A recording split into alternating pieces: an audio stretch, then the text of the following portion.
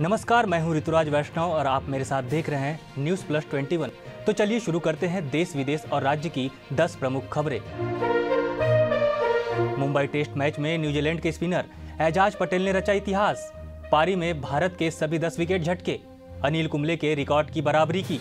CM Bhupesh Baghel ने DGP को दिए निर्देश, कहा पुलिस जवानों को आवास आवंटन का काम पूरी गंभीरता और पारदर्शिता के साथ करे। ओमिक्रॉन को लेकर दुर्ग में अलर्ट, 6 दिन में आए 56 लोग, इनमें से 5 एट रिस्क देश से।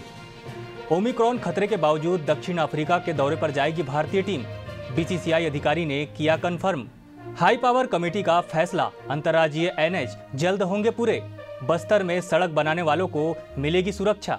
शादी का विरोध करने पर दिल्ली में असम की किशोरी के साथ सामूहिक दुष्कर्म, 2 आरोपियों को पुलिस ने किया गिरफ्तार।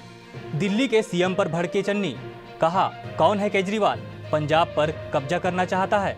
सूरत में एक ही परिवार के 3 लोग मिले कोरोना पॉजिटिव, तीनों की ट्रैवल हिस्ट्री भी नहीं। छत्तीसगढ़ के धमतरी में कांग्रेस नेता के बेटों पर चाकू से जानलेवा हमला, 2 गंभीर, 4 आरोपियों को पुलिस ने किया गिरफ्तार। यूएस में 4 छात्रों की जान लेने वाले आरोपी के माता पिता पर भी चलेगा हत्या का केस। ऐसे ही तमाम जानकारी से लगातार अपडेट रहने के लिए हमारे YouTube चैनल को लाइक और सब्सक्राइब करना ना भूलें और नोटिफिकेशन के लिए बेल आइकन को भी जरूर दबाएं। देखते रहिए न्यूज़ प्लस 21, आपके हक की बात।